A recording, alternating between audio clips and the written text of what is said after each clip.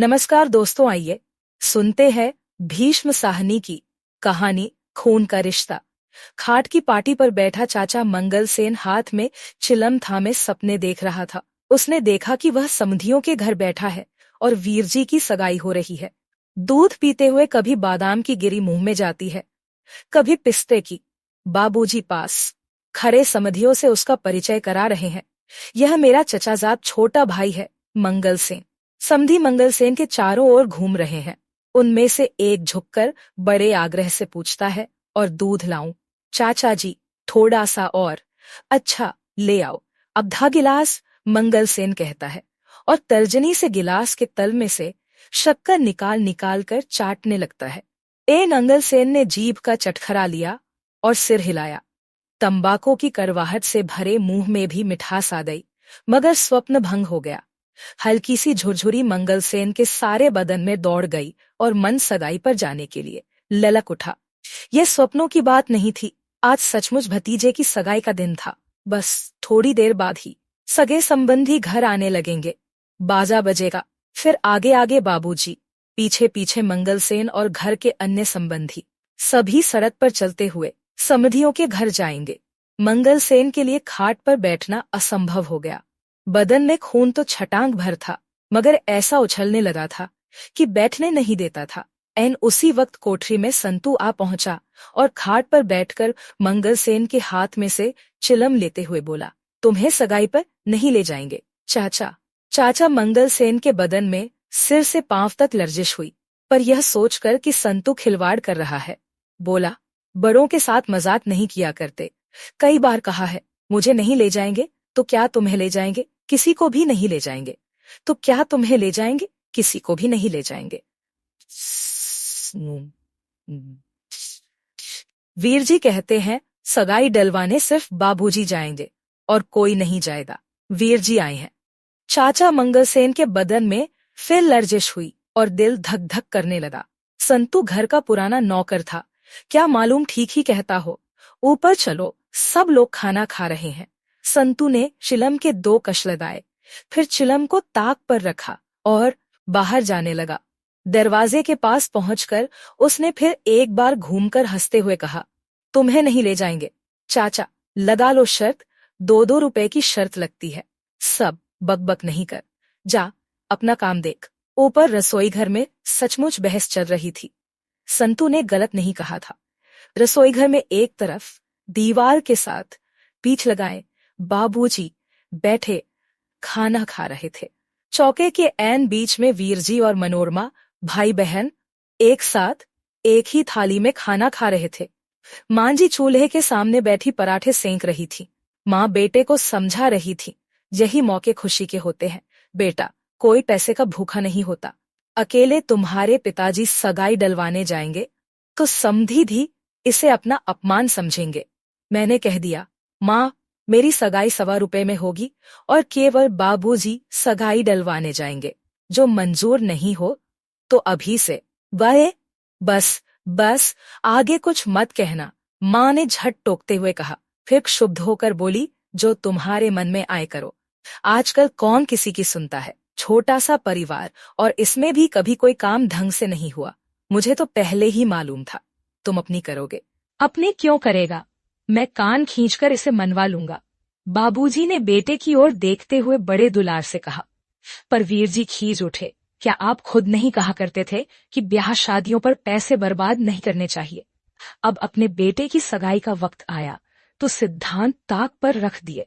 बस आप अकेले जाइए और 1.25 रुपया लेकर सगाई डलवा लाइए। वाह जी, मैं क्यों न जाऊं, आजकल बहनें भी जाती हैं। मनोरमा सिर झटक कर बोली, वीरजी, तुम इस मामले में चुप रहो। सुनो बेटा, न तुम्हारी बात न मेरी। बाबूजी बोले, केवल 5 या 7 संबंधी लेकर जाएंगे। कहोगे तो बाजा भी नहीं होगा, वहां उनसे कुछ मांगेंगे भी नहीं। जो समधी ठीक समझे दे दे, हम कुछ नहीं बोलेंगे। इस पर वीरजी तुनक कर कुछ कहने जा ही रहे थे, जब सीढ़ियों पर मंगलसेन के कदमों की आवाज आई। अच्छा, अभी मंगलसेन से कोई बात नहीं करना, खाना खा लो, फिर बातें होती रहेंगी, मांजी ने कहा। 50 बरस की उम्र के मंगलसेन के बदन के सभी चूल ढीले पड़ गए थे। जब चलता तो उचक उचक कर हिचकोले खाता हुआ, और जब सीढ़ियां चढ़ता तो पांव घसीट कर बार बार छड़ी ठकोरता हुआ। जब भी वह सड़क पर जा रहा होता, मोड़ पर का साइकिल वाला दुकानदार हमेशा मंगलसेन से मजाक करके कहता, आओ मंगलसेन जी, पेच कस दें। और जवाब में मंगलसेन हमेशा उसे छड़ी दिखाकर कहता, अपने से बड़ों के साथ मजाक नहीं किया करते, तू अपनी हैसियत तो देख। मंगलसेन को अपनी हैसियत पर बड़ा नाज था। किसी जमाने में फौज में रह चुका था, इस कारण अब भी सिर पर खाकी पगड़ी पहनता था। खाकी रंग सरकारी रंग है, पटवारी से लेकर बड़े बड़े इंस्पेक्टर तक सभी खाकी पगड़ी पहनते हैं। इस पर ऊंचा खानदान और शहर के धनी मानी भाई के घर में रहना, ऐंठता नहीं तो क्या करता। दहलीज पर पहुंचकर मंगलसेन ने अंदर झांका। ढीशियों ने खिंचटी मूछें सस्ता तंबाकू पीते रहने के कारण पीली हो रही थी। घनी भौहों के नीचे दाईं आंख कुछ ज्यादा खुली हुई और बाईं आंख कुछ ज्यादा सिकुड़ी हुई थी। सामने के 3 दांत गायब थे। भौजाई जी, आप रोटियां सेंक रही हैं। नौकरों के होते हुए, नौ आओ मंगलसेन जी, आओ जरा देखो तो यहाँ कौन बैठा है। नमस्ते चाचा जी, वीर जी ने बैठे बैठे कहा। उठकर चाचा जी को पालागन करो।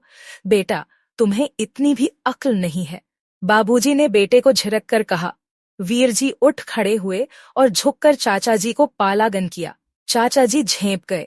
कोने में बैठा संतू, जो नल के पास बर्तन मलने लगा था, कंधे के पीछे मुंह छिपाए हंसने लगा। जीते रहो, बड़ी उम्र हो, मंगलसेन ने कहा और वीर जी के सिर पर इस गंभीरता से हाथ फेरा कि वीर जी के बाल बिखर गए। मनोरमा खिलखिलाकर हंसने लगी। बैठ जा मंगलसेन, बहुत बातें नहीं करते। बाबूजी बोले, आप मेरी जगह पर बैठ जाइए। चाचा जी, मैं दूसरी चटाई ले लूंगा, वीर जी ने कहा।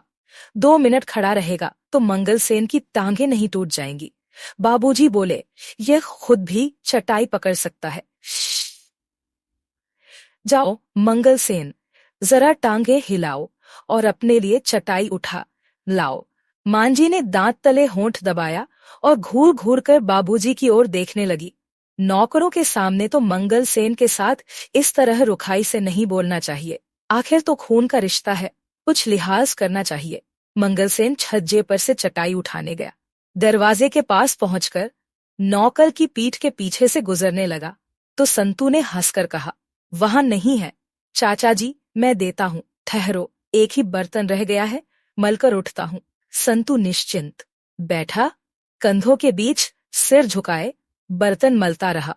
मनोरमा घुटनों के ऊपर अपनी ठुड्डी रखे, दोनों हाथों से अपने पैरों की उंगलियां मलती हुई कोई वार्ता सुनाने लगी। दुकानदारों की टांगे कितनी छोटी होती हैं। भैया, क्या तुमने कभी देखा है? अपने भाई की ओर कनखियों से देखकर हंसती हुई बोली। जितनी देर वे गद्दी पर बैठे रहें ठीक लगते हैं, पर जब उठें तो सहसा छोटे हो जाते हैं। इतनी छोटी छोटी टांगे। आज मैं एक दुकान पर सूटकेस लेने गई। ओ ठो संतू, चटाई ला दो, हर वक्त का मजाक अच्छा नहीं होता। चाचा मंगलसेन संतू से आग्रह करने लगा। वहां खड़े क्या कर रहे हो? मंगलसेन, चलो इधर आओ। उठ संतू, चटाई ले आ। सुनता नहीं तू? इसे कोई बात कहो तो कान में दबा जाता है। माँ बोली। संतू की पीठ पर चाबुक पड़ी। उसी वक्त उठा और जाकर चटाई ले आया। मांझी ने चूल्हे के पास दीवार के साथ रखी 2 थालियों में से एक थाली उठाकर मंगलसेन के सामने रख दी। मैले रूमाल से हाथ पोंछते हुए मंगलसेन चटाई पर बैठ गया। थाली में आज 3 भाजियां रखी थीं। चपातियां खूब गरम गरम थीं। सहसा बाबूजी ने मंगलसेन से पूछा, आज रामदास के पास गए थे, किराया दिया उसने या नहीं? मंगलसेन खुशी में था। उसी तरह चहक कर बोला, बाबूजी, वह अफीमची कभी घर पर मिलता है, कभी नहीं। आज घर पर था ही नहीं। एक थप्पड़ मैं तेरे मुंह पर लगाऊंगा। तुमने क्या मुझे बच्चा समझ रखा है? रसोई घर में सहसा सन्नाटा छा गया। माँ ने होंठ भींच लिए।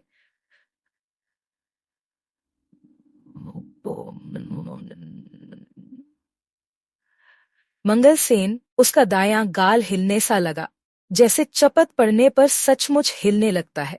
6 महीने का किराया उस पर चढ़ गया है। तू करता क्या रहता है?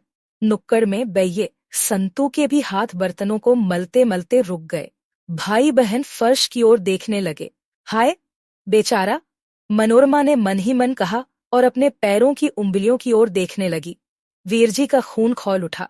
चाचा जी गरीब है ना, इसीलिए इन्हें इतना दुत्कारा जाता है। और पराठा डालूं मंगल सेन जी? माँ ने पूछा। मंगल सेन का कौर अभी गले में ही अटका हुआ था। दोनों हाथे से थाली को ढकते हुए हड़बड़ाकर बोला, नहीं भौजाई जी, बस जी।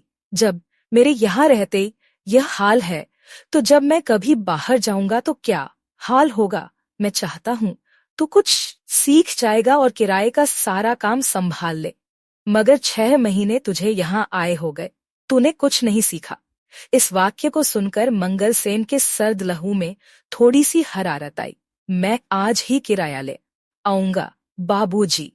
न देगा तो जाएगा कहाँ। मेरा भी नाम मंगल सेन है। मुझे कभी बाहर जाना पड़ा तो तुम ही को काम संभालना है। नौकर कभी किसी को कमाकर नहीं खिलाते। जमीन जायदाद का काम करना हो तो सुस्ती से काम नहीं चलता। कुछ हिम्मत से काम लिया करो। मंगल सेन के बदन में झुरझुरी हुई। दिल में ऐसा हुलास उठा कि जी चाहा पगड़ी उतारकर बाबूजी के कदमों पर रख दे। हुमक्कर बोला, चिंता न करो जी, मेरे होते यहाँ चिड़ी पड़त जाएगा तो कहना, डर किस बात का। मैंने लाम देखी है बाबूजी। बसरे की लड़ाई में कप्तान रस्किन था हमारा। कहने लगा, देखो मंगल सेन, हमारी शराब की बोतल लारी में रह गई है, वह हमें चाहिए। उधर मशीन गन चल रही थी। मैंने कहा, अभी लो साहब, और अकेले मैं वहां से बोतल निकाल लाया। ऐसी क्या बात है? मंगल सेन फिर चहकने लगा। मनोरमा मुस्कराई और कनखियों से अपने भाई की ओर देखकर धीमे से बोली, चाचा जी। कि दुम फिर हिलने लगी। मंगल सेन खाना खा चुका था। उठते हुए हंसकर बोला, तो 4 बजे चलेंगे न सगाई डलवाने। तू जा अपना काम देख, जो जरूरत हुई तो तुम्हें बुला लेंगे। बाबूजी बोले। चाचा मंगल सेन का दिल धक से रह गया। संतू शायद ठीक ही कहता था, मुझे नहीं ले चलेंगे। उसे रुलाई सी आ गई, मगर फिर चुपचाप उठ खड़ा हुआ। बाहर जाकर जूते पहले, छड़ी उठाई और झूलता हुआ सीढ़ियों की ओर जाने लगा। वीरजी का चेहरा क्रोध और लज्जा से तमतमा उठा। मनोरमा को डर लगा कि बात और बिगड़ेगी। वीरजी कहीं बाबूजी से न उलझ बैठे। मांझी को भी बुरा लगा। धीमे से कहने लगी, देखो जी, नौकरों के सामने मंगल सेन की इज्जत आबरू का कुछ तो ख्याल रखा करे। आखिर तो खून का रिश्ता है, कुछ तो मुंह मुलाहिजा रखना चाहिए। दिन भर आपका काम करता है, मैंने उसे क्या कहा है? बाबूजी ने हैरान होकर पूछा। यो रुखाई के साथ नहीं बोलते, वह क्या सोचता होगा? इस तरह बेआबरूई किसी की नहीं करनी चाहिए। क्या बक रही हो? मैंने उसे क्या कहा है? बाबूजी बोले। फिर सहसा वीरजी की ओर घूमकर कहने लगे, अब तू बोल भाई, क्या कहता है? कोई भी काम ढंग से करने देगा या नहीं? मैंने कह दिया, पिताजी आप अकेले जाइए और 1.25 रुपया लेकर सगाई डलवा लाइए। रसोई घर में चुप्पी छा गई। इस समस्या का कोई हल नजर नहीं आ रहा था। वीरजी तस से मस नहीं हो रहे थे। फिर भी साहस करके बोला, यदि आप अकेले नहीं जाना चाहते तो चाचा जी को साथ ले जाइए।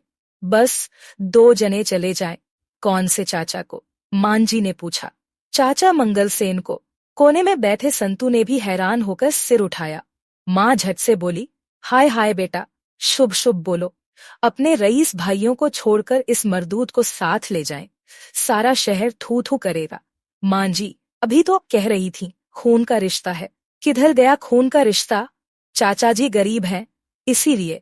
मैं कब कहती हूँ यह न जाए, लेकिन और संबंधी भी तो जाएं। अपने धनी मानी संबंधियों को छोड़ दें और इस बहुरूपिये को साथ ले जाएं। क्या यह अच्छा लगेगा? तो फिर बाबूजी अकेले जाएं। वीरजी परेशान हो उठे। मैंने जो कहना था कह दिया, अब जो तुम्हारे मन में आए करो, मेरा इससे कोई वास्ता नहीं। और उठकर रसोई घर से बाहर चले गए। बेटे के यों उठ जाने से रसोई घर में चुप्पी छा गई। माँ और बाप दोनों का मन खिन्न हो उठा। ऐसा शुभ दिन हो, बेटा घर पर आए और यों तकरार होने लगे। माँ का दिल टूक टूक होने लगा। उधर बाबूजी का क्रोध बढ़ रहा था। उनका जी चाहता था कह दे, जा फिर मैं भी नहीं जाऊंगा, भेज दे जिसको भेजना चाहता है। मगर यह वक्त झगड़े को लंबा करने का न था। सबसे पहले माँ ने हार मानी। क्या बुरा कहता है, आजकल लड़के माँ बाप के हजारों रुपए लुटा देते हैं। इसके विचार तो कितने ऊंचे हैं। बच्चों के आगे किस माँ बाप की चलती है। और चुपचाप उठकर अपने कमरे में जाने लगे। जा संतू, मंगल सेन को कह तैयार हो जाए। मांझी ने कहा। मनोरमा चहक उठी और भागी हुई वीरजी को बताने चली गई कि बाबूजी मान गए हैं। मंगलसेन को जब मालूम हुआ कि अकेला वही बाबूजी के साथ जाएगा तो कितनी ही देर तक वह कोठरी में उचकता और चक्कर लगाता रहा। बदन का छटांग भर खून फिर उछलने लगा। जी चाहा कि संतू से उसी वक्त शर्त के 2 रुपए रखवा ले। क्यों न हो, आखिर मुझसे बड़ा संबंधी है भी कौन। मुझे नहीं ले जाएंगे तो किसे ले जाएंगे। मैं और बाबूजी ही इस घर के कर्ता धर्ता है और कौन है। जितना ही अधिक वह इस बात पर सोचता, उतना ही अधिक उसे अपने बड़प्पन पर विश्वास होने लगता। आखिर उसने कोने में रखी ट्रंकी को खेला और कपड़े बदलने लगा। घंटा भर बाद जब मंगलसेन तैयार होकर आंगन में आया तो मांझी का दिल बैठ गया। यह सूरत लेकर समधियों के घर जाएगा। मंगलसेन के सिर पर खाकी पगड़ी, नीचे मैली कमीज के ऊपर खाकी फौजी कोट जिसके धागे निकल रहे थे और नीचे मोटे काले बूट। माँ को रुलाई आ गई, पर यह अवसर रोने का नहीं था। अपनी रुलाई को दबाती हुई वह आगे बढ़ाई। मनोरमा, जा भाई कि अलमारी में से एक धुला पाजामा निकाल ला। फिर बाबूजी के कमरे की ओर मुंह करके बोली, सुनते हो जी, अपनी एक पगड़ी इधर भेज देना।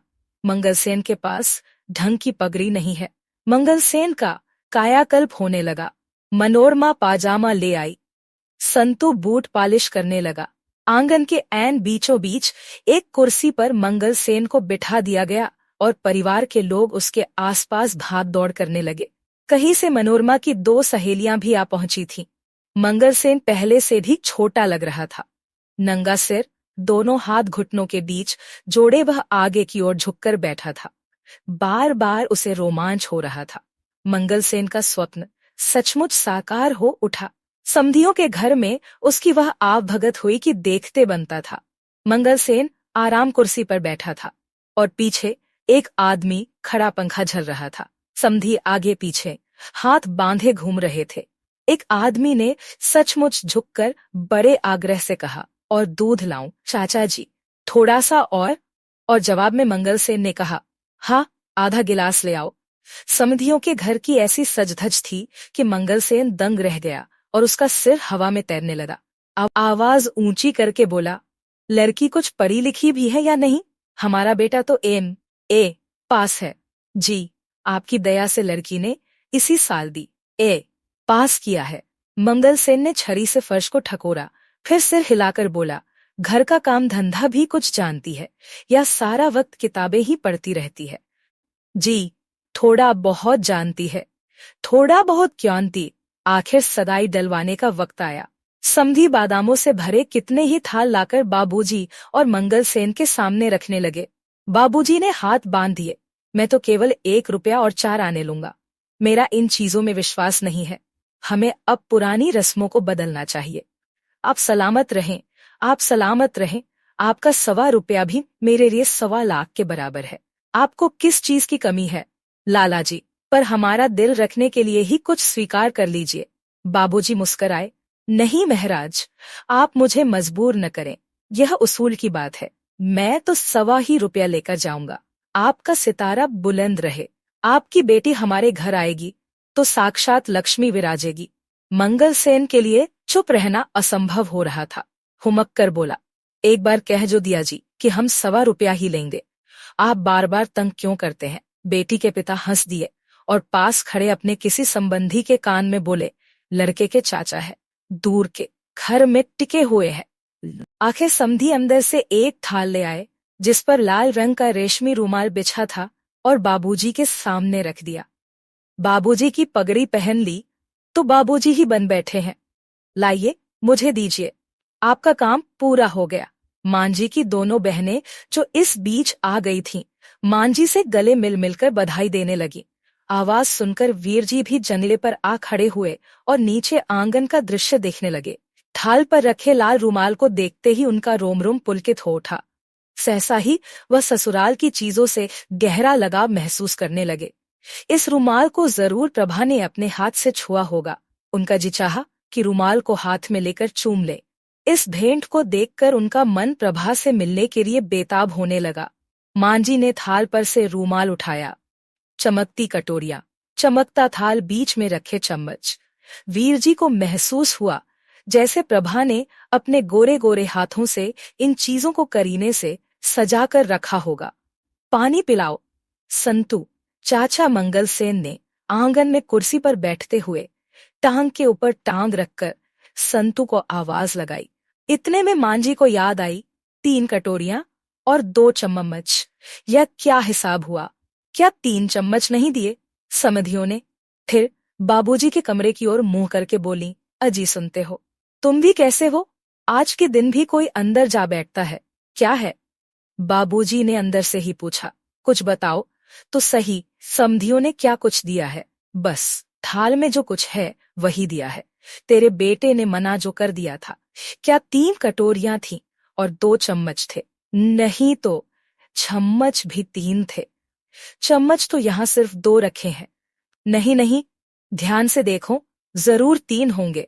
मंगलसेन से पूछो, वही थाल उठाकर लाया था। मंगलसेन जी, तीसरा चम्मच कहाँ है? मंगलसेन संतू को सगाई का ब्यौरा दे रहा था। समधी हमारे सामने हाथ बांधे यूं खड़े थे जैसे नौकर हों।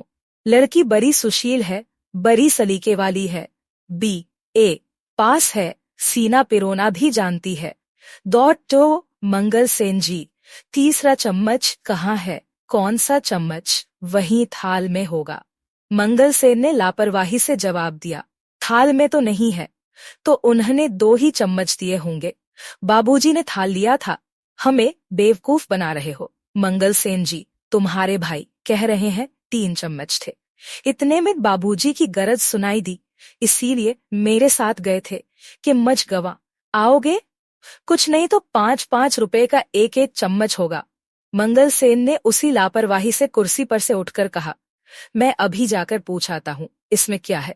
हो सकता है उन्होंने 2 ही चम्मच रखे हों। वहां कहाँ जाओगे?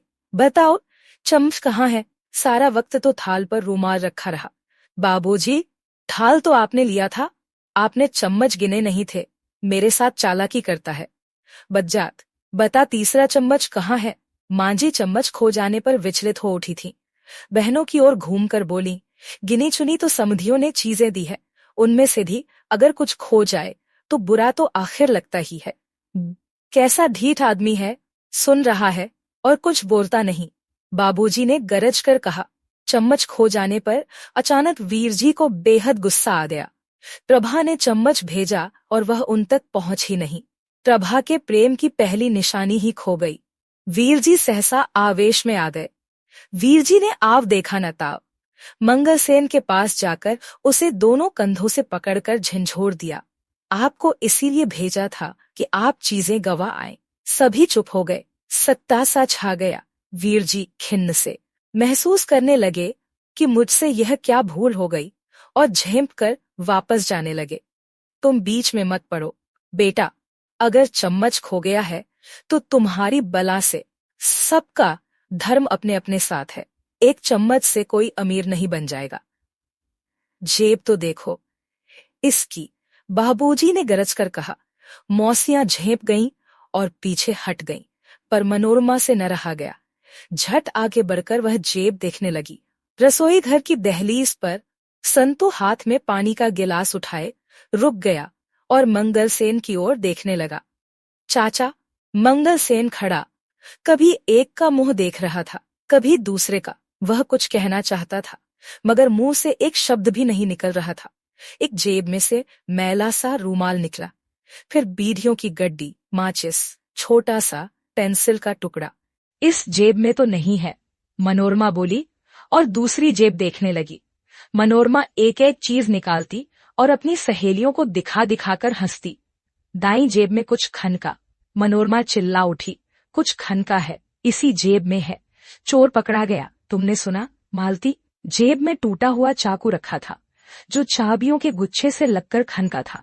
छोड़ दो मनोरमा, जाने दो, सबका धर्म अपने अपने साथ है।